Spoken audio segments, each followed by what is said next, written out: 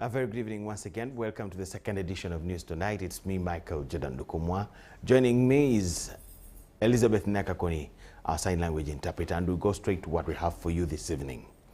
First Lady and Minister for Education and Sports, Mrs. Janet Museveni, has directed institutions of higher learning to adopt the use of artificial intelligence, commonly known as AI, for the students.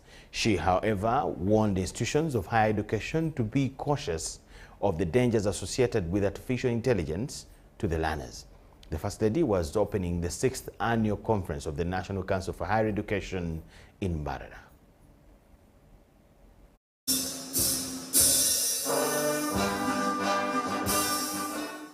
The First Lady Janet Museveni has recognized the role artificial intelligence plays in the world and says Uganda and Africa should not be left behind. She was opening the 6th annual conference for National Council for Higher Education at Hotel Triangle in Mbarara City. The conference focused mainly on adoption and integration of AI in the higher institutions of learning.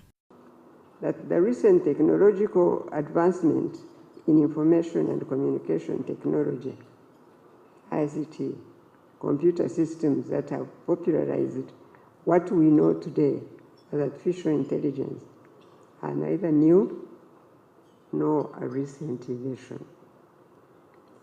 And somebody said that before me.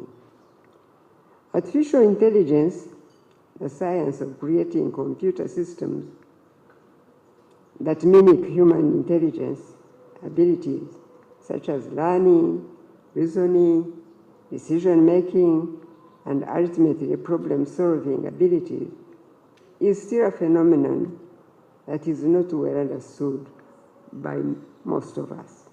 She pledged to support infrastructure investments that support the use of artificial intelligence, but warned the institutions of higher education to be cautious of the dangers associated with artificial intelligence to the learners. We learn how to learn through basic routines like observation, reading, writing, collaboration, interaction with a learning facilitator, interpersonal feedback, and the like. It is well known that educational digital gadgets do interfere with the above processes of learning, how to learn, because the people factor gets compromised. And the young people become engrossed in their digital gadgets. They don't listen to people anymore. They don't listen even to teachers sometimes. The Executive Director, National Council for Higher Education, Professor Merija Enokwakola, chairperson, acknowledged that artificial intelligence will have to be regulated. Management for decision support and policy formulation, we have adopted AI research assistance and analysis tools. AI is also expected to improve data collection surveys for annual state of higher education, as well as case studies to inform policy and enhance regulation. Pleasing to note that some institutions have already embarked on this journey by initiating policies. Others have AI clubs, but this is just still ad hoc, as it were. We still need a national policy in this area. In a keynote address, Professor Lawrence Muganga and other educationists decried the low pace at which government is investing in AI. People have invested 500 billions into AI in a single year, 2025. Then the European Union, $220 billion. China, $137 billion. France, $114 billion. The United Kingdom, $19 billion. Abu Dhabi has made it even worse. Okay, best for themselves. 1.5 trillion in different startups and data centers that are going to support AI development. Canada, about 2 billion. Egypt, 300 million. South Africa and Kenya, 2 billion. Ladies and gentlemen, there is a reason why, for the first time in history, any economy is investing these sums of money into one field, AI.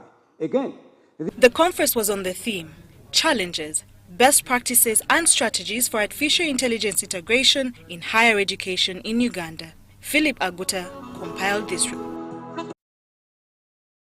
Effective Monday, the 24th of March, which is today, Karuma and Ayago bridges on the Kampala-Gulu highway will be closed to all traffic to facilitate the scheduled installation of expansion joints.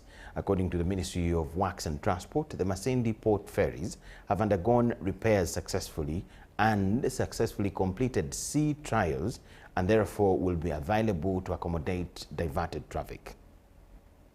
Just to give you a background, we did schedule these works last year. And they were ongoing until at a time during the festive season. Government of Uganda chose to create relief for traffic proceeding for the festive season to allow them move safely, and we were compelled to interrupt the rehabilitation works. But also we had a component of the bridge that we needed to install, the expansion joints, to further reinforce the bridge, ensure its long-term stability and strength. So those joints are already in the country and we've made the preparations to install them. So today, the 24th of Monday, like we had been planning and preparing the road users, the bridge at Karuma has been closed to enable the installation of these expansion joints. Now what that means is we're going to take a period of time, about 2 to 3 weeks, installing these joints, and once we are done, we'll open up the bridge. In the interim, we are devising, in fact we've placed diversion signs at the different diversion points. First towards the Masindi Port Bridge, rather Masindi Ferry, where we have 2 vessels that will be receiving the expected and anticipated traffic volumes. The other diversion is through the Makshan Falls National Park. So we've also put a diversion sign. So we're calling on motorists to be mindful, not to proceed to Karuma because you will find it closed. So get off at Masindi Port and use the vessels at Masindi Port. Alternatively, if you're proceeding to Pakwach, still, even to the Langwa and Acholi sub-region, you can use the route through the Makshan Falls National Park. It has its restrictions though. You cannot cross beyond 7 p.m. So you should be there before 7 p.m. But also driving at a speed limit of 40 kilometers per hour. We did a diagnostic or a health check of this bridge structure, and we did find really that the bridge was compromised. Some assets of the bridge were badly compromised. So we had to get the resources of the government of Uganda and the ministry and embark on this job. Uganda remains among the 30 high-burdened TB countries, with statistics from the Ministry of Health showing that last year alone, 96,000 new cases of TB were recorded. The Deputy Assistant Commissioner of Health Services for National TB and Leprosy Program Division of the Ministry of Health, Dr. Harry Luze, points out that out of the 96,000 new cases of TB, only 90,000 were reached. Among the 30 high-burden TB countries, with statistics from the Ministry of Health showing that last year alone, 96,000 new cases of TB were recorded.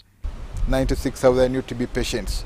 But we detect, last year we were able to get 90,000 out of the 96,000 that we expected. So meaning that the program works, but still we don't reach everyone. Yeah, so we still have people that we have not reached, and we call upon all people with symptoms to go to the facilities and get tested early, because the drugs are free of charge.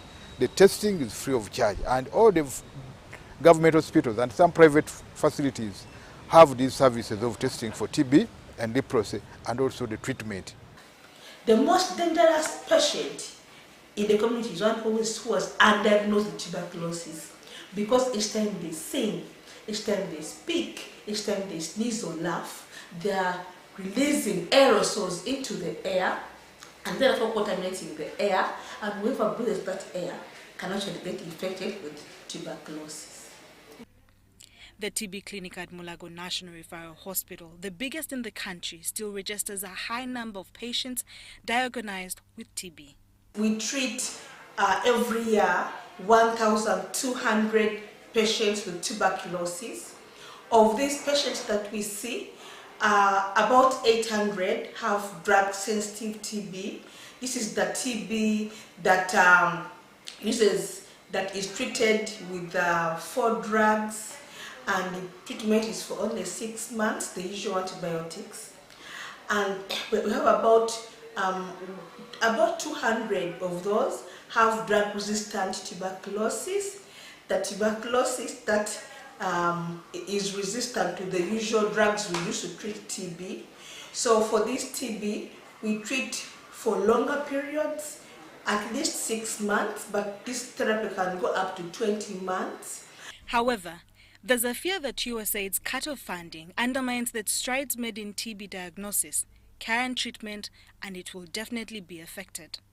USAID has been funding 90% of activities that detect resistant TB in their labs, that treat resistant TB, because USAID funding has been buying cartridges that we use for Gene Expert.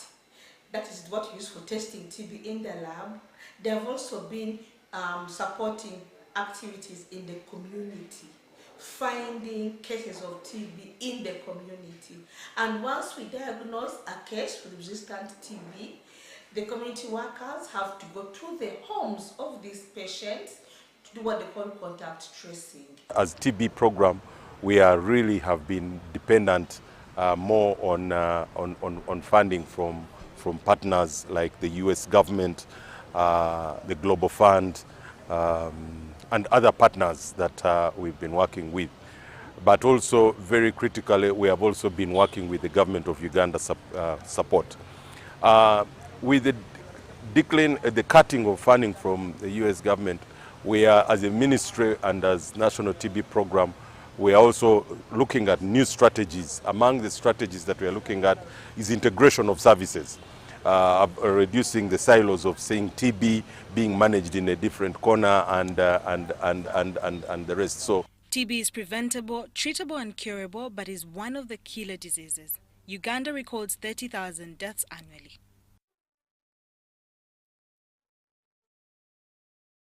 A health camp focusing at breaking communication barriers between health caregivers and seekers has been organized by the Congolese community in Uganda and hosted in Machindi.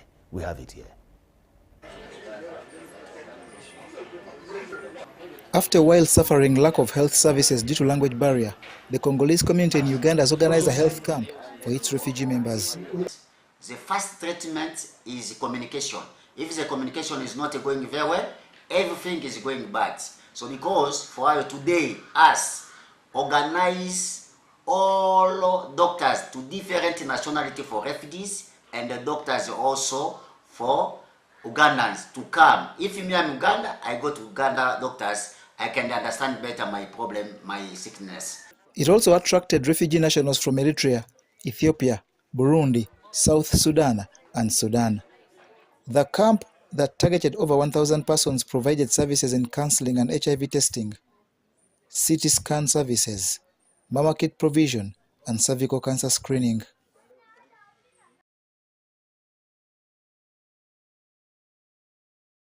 As one way to solve challenges of poor network in the hard-to-reach areas in Kasese district, Ministry of ICT has started the move to collaborate with other agencies to build masts.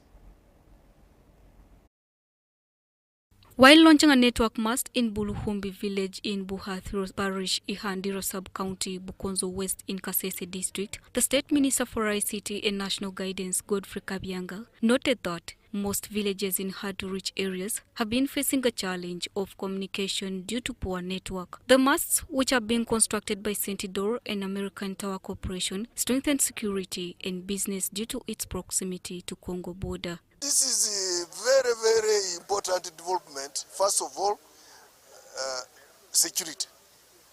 This place, you know, is bordering DR Congo, and the ADF is still a menace there.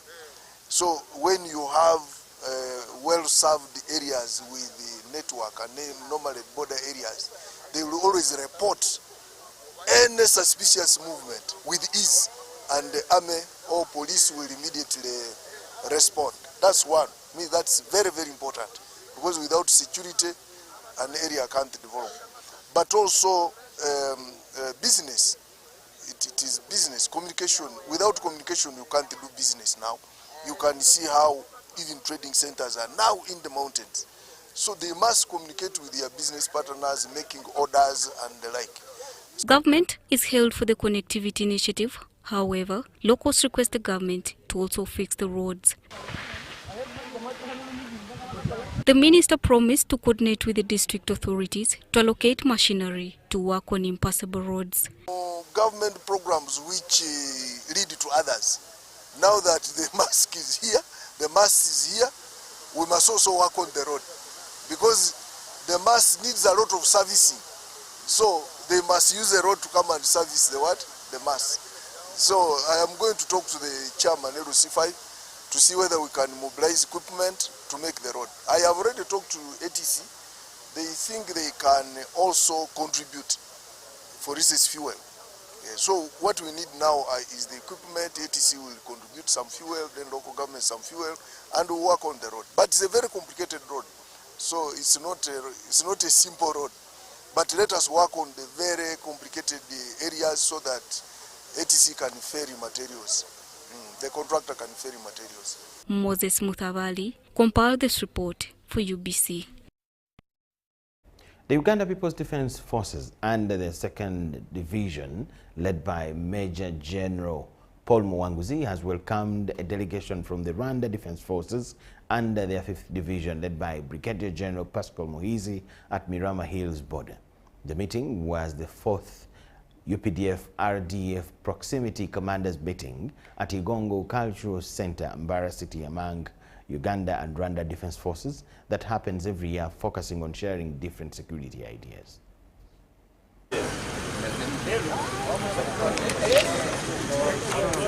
The 2nd Division Commander, Major General Paul Muwanguzi, says that the meeting reviews areas of liberation in creating safe border communities to strengthen relationships among two communities. My officer and member of my delegation. Thank you, sir. Strategic leadership made an MOU authorizing forces that neighbors each other from the borders to always have cross-border meetings, information sharing, and in this case in particular, we call it proximity commanders meeting. The 5th Division Commander, who led the delegation from Rwanda, Brigadier General Pascal Muhizi, says sharing ideas will settle cross-border issues. Dear General, I am very grateful that a lot has been done since the commencement of this kind of meeting. This shows that all of us, we understand the importance of these interactions aimed at addressing challenges we normally face along our borders. The Ntungamo District RDC, Beruhanga Kanyamani, and the district chairperson shared that the meeting will bring We are happy, and because the way the relationship between the sister countries is so nice and very good. I'm happy to inform you that actually we do business, cross-border business. And everything is very okay. Go there, they also come this side, and the movements have been so good. And when you are here, we look at you as brothers and you are brothers and sisters, because we are together, we are one. Most of us here.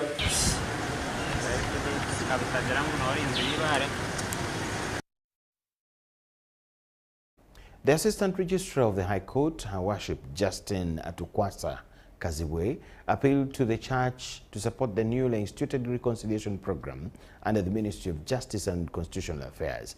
She was the chief fundraiser at St. Joseph's Catholic Parish in Pidgin.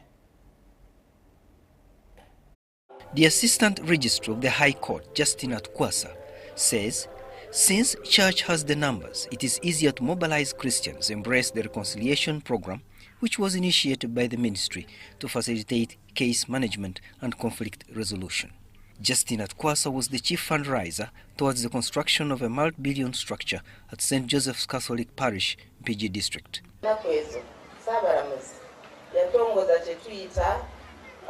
Abantu okutabaganya abantu katufe tumanyi nti abanaddiini be bantu ab'okubiri bw'ovudde ku maka abatuyambako okutabaganya abantu nga bafunye obutakkaanya abatuyambako okukansolinga abantu nga balina ebibatawaanya n'olwekyo tubasaamu ekitiibwa nnyo. PG District Woman Member of Parliament Teddy Namboze cautioned law enforcers against abuse of human rights. Twongere okusabira eggwanga ffennyini twongere okuddamu omukwano guli mu maka gaffe tusobole okuba nga ne bannaffe gye tuddukira balambika bulungi okuba nga tetuddamu kutulugunyizibwa kuba n'abatulugunyizibwa nabo baana bazaale baana b'abantu balina eddembe lyabwe ery'okubeerawo. The Pope Nuncio Emeritus Archbishop Augustine Kasuja hailed Christians of St. Joseph Catholic Parish for their contribution. Bw'oba weeterebuseemu oba ebizibu ebikwetoolodde mpozi nga n'abamu basoose okwerabira n'okukussa ne bakussa ebbali kola nga Yosefu. At least 54 million shillings cash was realized out of the 250 million required for setting up the slab. Abiona Francisco, UBC. The chairman of the UPDF General Court Martial, Brigadier General Robert Freeman Mugabe, has described the late Colonel David Byarhanga as one of the most hardworking individuals he had ever met. He was at the memorial service of the late Byarhanga at St. Gonzaga Gonza Church in Kamuli, Chireka.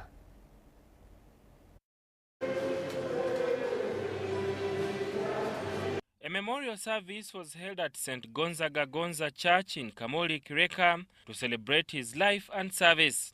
His passing is a significant loss to the 4th Infantry Division and the entire UPDF fraternity. He gives and he does what?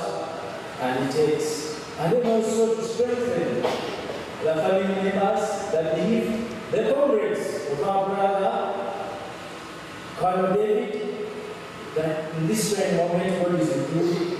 Colonel David Byarhanga, who served as the 409 Brigade Commander at Bondo Barracks in Arua District, succumbed to injuries sustained in the battle after being evacuated from medical treatment. He passed away at Nakasero Hospital. Brigadier General Robert Freeman Mugabe commended Byarhanga's dedication to service. Colonel Byarhanga could not give the question and know that once he understands the task, is going to perform a very good commander in UPDF. He's been a loving officer, he's been obedient officer, a courageous officer, a loyal officer, a commander whom you can rely on. You have lost a very good commander. Byarhanga participated in pacifying Karamoja region during operations against the Karachuna warriors. John Patrick Ochiru, chairman of the MK Group, acknowledged that the UPDF had lost a great soldier. One of the fearless commanders in the army. He has been social with every other person. He has never segregated in his way of operation. So he has embraced so much agriculture. I say thank you on behalf of my siblings. Thank you very much.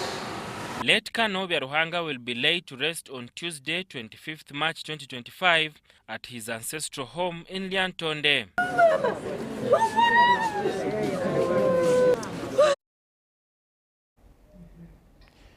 Pakistanis living in Uganda have been urged to abide by the Ugandan laws. This call was made by the Pakistan High Commissioner to Uganda, Hassan Wazir Mohammed, during celebrations to mark the 83rd Republican Day celebrations. And I'm very grateful to the government and the people of Uganda, every man and woman who has opened their arms and hosting Pakistani community in all levels, in all part of the country. Pakistan and Uganda have very good relations, and the best part of that relation is that we don't have any negativity in our. It is a very good news that Pakistan has now included Uganda in the list of business-friendly countries. Now there will be no visa requirement for business people and for the visitors from Uganda to Pakistan. The visa is free. 5 years ago, the leadership of Pakistan Muslim League, they decided to create a separate country for the welfare of the Muslims, for the protection of the Muslim, and then all India Muslim that time adopted the resolution, which is called the Lahore resolution. Then they started the struggle for the Pakistan. After the 7 years of the great struggle, the day started in 1940 with the name of resolution. It became revolution, and it took 7 years. The most important part, even the women participated a big time on this revolution. Bano Begum, Fatima Jinnah, the great Quaid-e-Azam sister. So that gave the courage to the all subcontinent people to having its own place, which became a Muslim place. Now today that is Pakistan. All Pakistani, congratulations. A section of cattle keepers from Gomba district who claim to have lost their cattle during the 2006 war in the Democratic Republic of Congo are appealing to the President of Uganda to engage his Congolese counterpart for compensation. The herdsmen say compensation process has dragged on for years without any tangible progress. They appeal to the Ugandan government to push for the resolution to their long-standing demand. Our season is that in Toroko is so hot, so we would shift our animals and take them to Congo and rear them from there. Later on, we were so unfortunate. Our animals were confiscated from our families and taken over by Congo security forces. The animals were confiscated in 2006. Up to today, our families have never got any compensation, anything that would really resemble compensation. Whenever we go to the embassy, we are told that the embassy has paid the government of Uganda. When you come to government of Uganda, generally there is no response from the government of Uganda. If the common person like this one, a cattle keeper, a person who is in the village, deep in the village, cannot be listened to. Yet we have a government that really is for people. The government that cares for the lowest person. This is the reason why we have come here, so that we can really be heard by the government, particularly we request the president to intervene in this matter. It has overstayed. We have written letters, so many letters to his office. Letters are here, they are received, but they are never responded.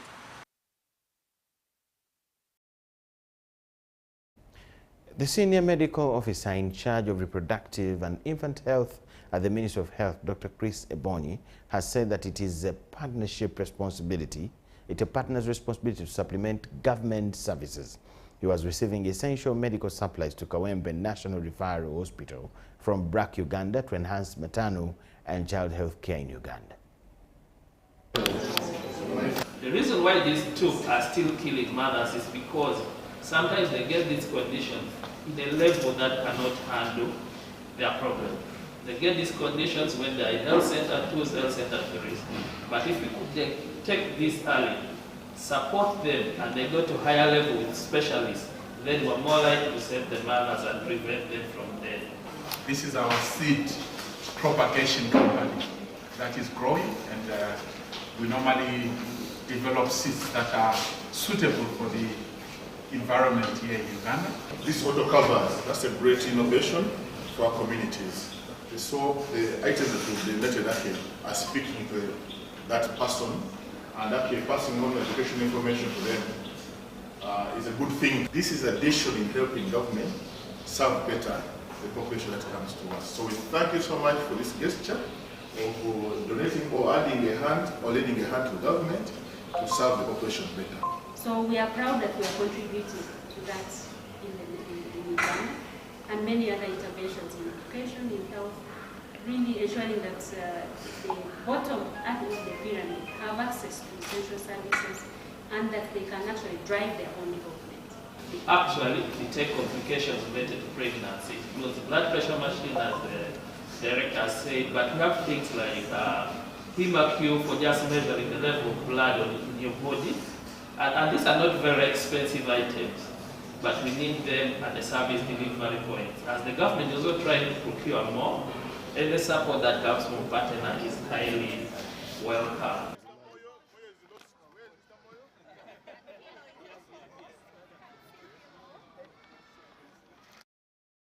We thank you so much for watching. Let's take a very short break. On return, we'll have more.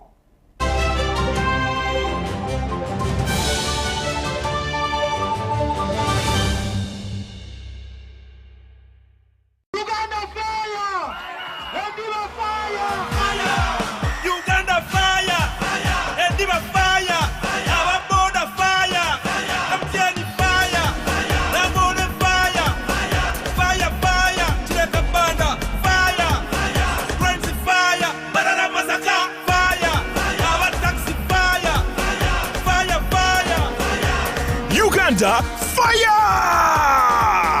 Buy your tickets through MTN Momo on *165 *20# and come support Uganda Cranes. We are what? Unstoppable. We are what? Unstoppable. We are good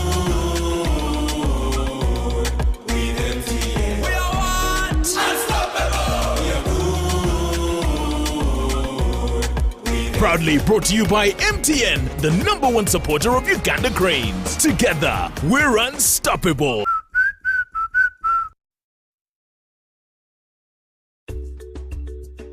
According to the Uganda Bureau of Statistics Census Report of 2016, in Uganda, 12.4% of the population, about 4.5 million, live with a disability.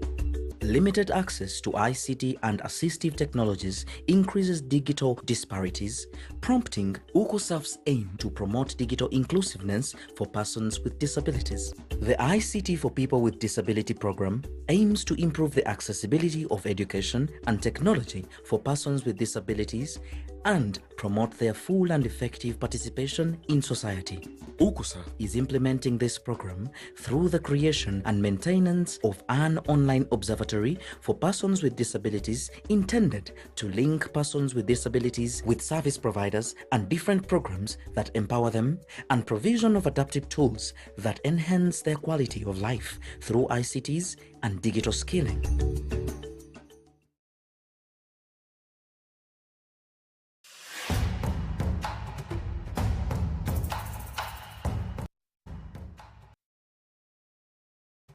Amazina ganje ninyetekwa Seruhanga John Bosco Nduga mu district ya Rukungiri, ndio muhanguzi wa miliyoni 18 na Uganda National Rotary. Nzahangwire urwo mu kuzana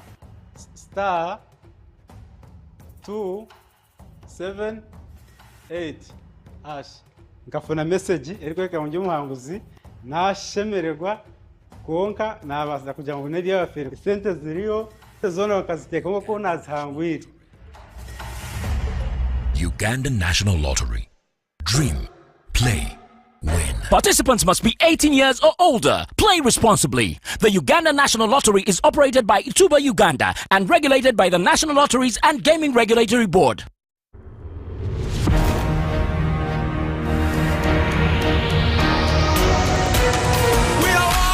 Unstoppable. We are what? Unstoppable. Katindi mu market, kama ne mu pocket, tambula body street, issues are my target. We are what? Unstoppable. We are what? Unstoppable. I'm in a plantation, but on a global mission, internet ambition, full condition. We are what? Unstoppable. We are what? Unstoppable. Oro cash is gone, netagayo kaloni, niga mukafoni, money in the zone. We are what? Unstoppable. We are what? Unstoppable. We are good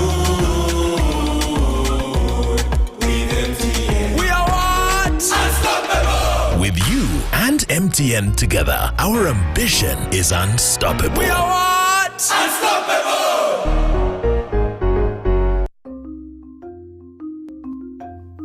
Agriculture is Uganda's economic backbone, employing about 70% of the working population and contributing 20% of the GDP.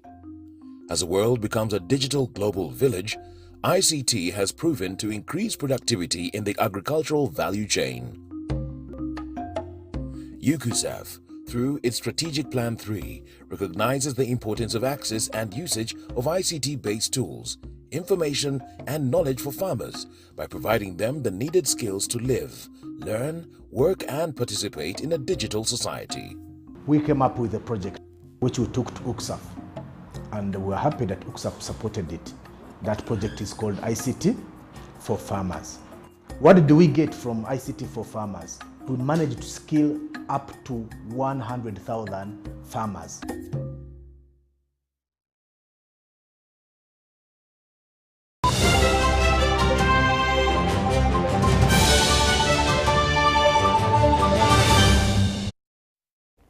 UBC Business News tonight.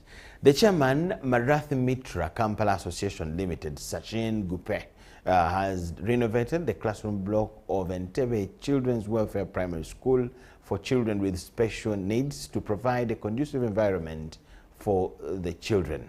The head teacher of the school, Alice Chamiza Basega, appealed to government to increase the number of trained teachers for the special needs children.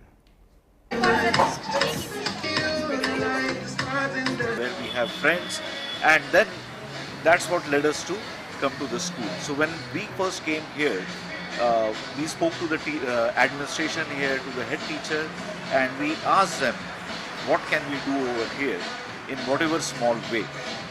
Why I firmly believe that whatever we have done is just a drop in the ocean, because this school is again for differently abled, specially challenged kids, and to handle the kids, to keep them happy over here, it's an amazing work done by the school administration, and we thought that we can contribute a little bit in this cause to them, and we hope that our action and school administration's preparedness and their welcoming attitude will encourage other communities also to lend their hands. Especially children also with the poor and deaf. You know, these children learn by sign language. So, and there are very few people who are teachers of the deaf. So it's my appeal that the government should send us more trained teachers for special needs children. These teachers who are trained for these children are few. So, but good enough. Those who come here, really some learn on job, and even in our institutions, in our colleges, we have a bit of that. But sign language teachers are very few, whereas we have so many deaf children in the school. Another thing is parents don't tell us exactly what their children are suffering from. So when they come here, when we take them to the hospital, that's when we come and find out the issues of these children. Another thing is like we are grateful for these people who have come up and renovated our school.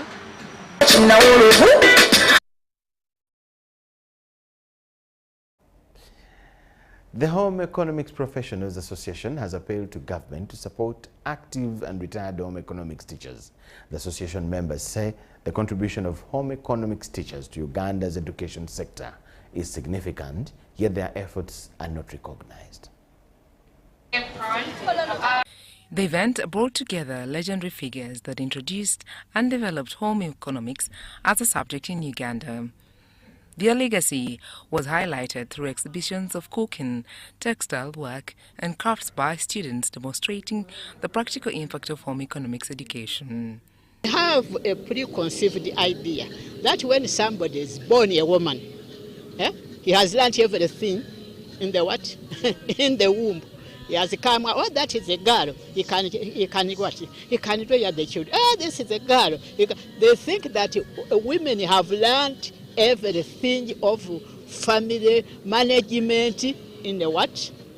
In the womb. And yet, we are living with the home economic subject from hour 1 of the day to the end of the what?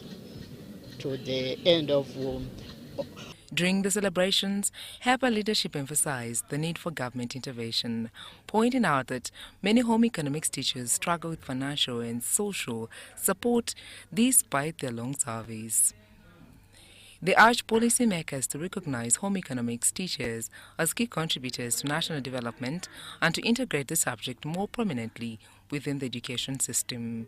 There are very many teachers who are not on the government scheme, like they're not being paid by government of Uganda, but they're available and they're already working in government schools. So I want to encourage Ministry of Education, please put the ad, when the ad is there for teachers to come on government payroll, let home economic subjects be put, let it be a priority for also teachers of home economics, nutrition and food technology and foods and nutrition to come on the government payroll. Currently we have so many teachers who are applying year in, year out. The gaps are there. Please take on the teachers. Stakeholders of the event stressed that structured government support, including pension benefits and professional recognition, will not only uplift retired teachers, but also encourage young educators to pursue careers in home economics. The home managers, right now we have issues with home managers. This is a subject that's supposed to counteract most of these challenges.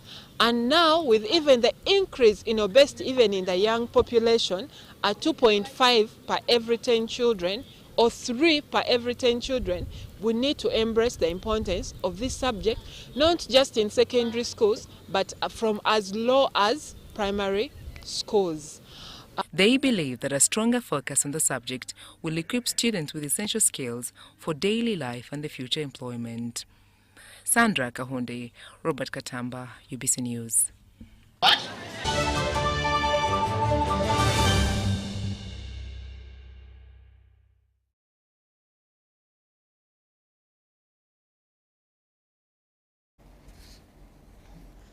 And now in the world of sport, the Uganda Cranes has had a final training session ahead of the World Cup qualifier game against Guinea on Tuesday afternoon. Cranes lost to Mozambique Thursday, denting their chances of qualifying. However, players and the coaches are optimistic that they will out victorious. They'll come out victorious.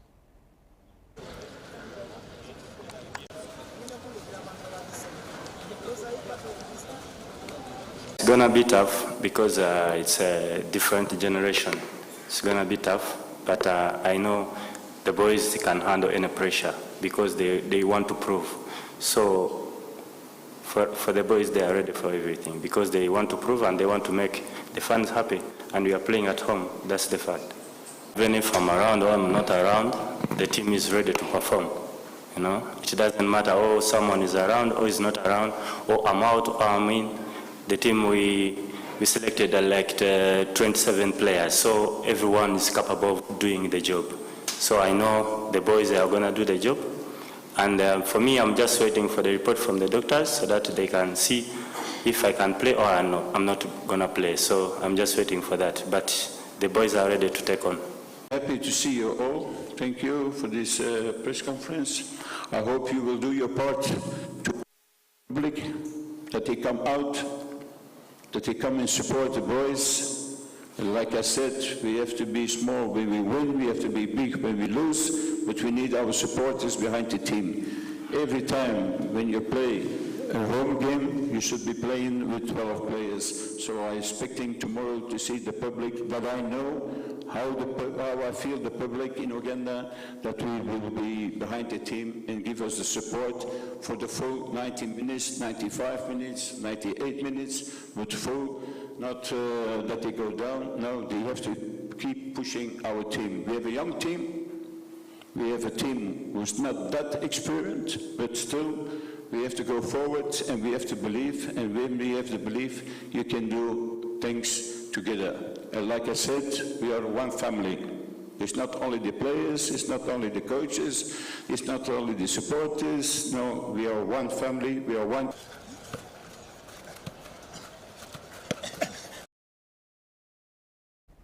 The Uganda football fraternity is mourning the loss of Edward Nsubuga, former treasurer of the Express FC and chairman of Mamba Clan Football Club, who was laid to rest at his ancestral home in Bachi Julula Boa Bugungu, Luwero district. Mpedesa played a key role in the growth and development of the Express and the Mamba Clan team, earning deep respect from former players and club members.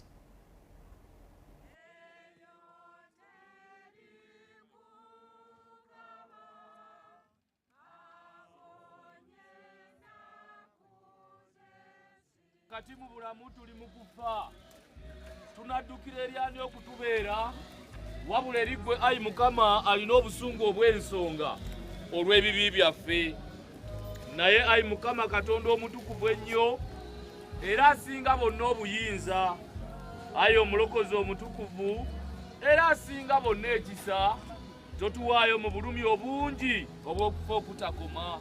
Taata waffe omulungi, taata waffe omusaaze, ndowooza mwenna mukimanyi nti muzeeyi abadde akuba nnyo olwali. Muzeeyi obadde ogenda mu ddwaliro nga atandikira mu lwali nga tayinza kukuleka nga toseseemu. Ate akaseko ka muzeeyi nga kalina engeri gye kakwatamu akali contagious naawe nga weesanga osese. Muzeeyi tugenda kusubwa nnyo naye tukuwa obweyamo mu kibiina kino ekinene nti byonna bye watutendeka tugenda kusigala nga tubitambuza nga bwatutendeka. My best friend, my hero, my everything. Simanyi wansobola ofuna omuntu yenna gwe ndaliyagala nga taata wange. May your soul rest in eternal peace. From the bottom of my heart, tuwongera okubeebaza olwa byonna bimukoledde. Ffe ne bato bange wamule mukadde waffe. Express oye! Mpesa oye! Omusajja oyo fenga Express yatukolera emirimu mingi nnyo. Twabeeranga wuwe, twalyanga wuwe, tusula wuwe. Express egenda okusamba e Tunisia n'agula tiketi ne tugenda n'akola buli kimu kyonna. Era tusaba Mukama Katonda amuwe ekirumulo ekirungi kubanga yakola mu mizannyo naddala omupiira ate si mu Express mwokka ne mu kika ky'emmamba ng'abeerawo ekika ky'emmamba emizannyo gyonna emyaka gyonna gye tusambye omupiira gw'ekika ky'emmamba.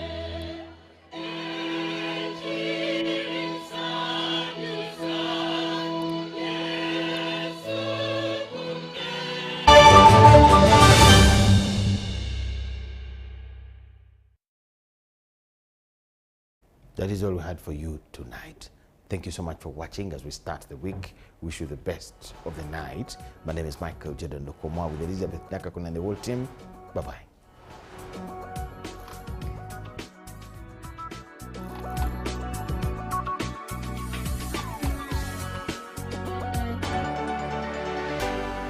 UBC, inspiring Uganda.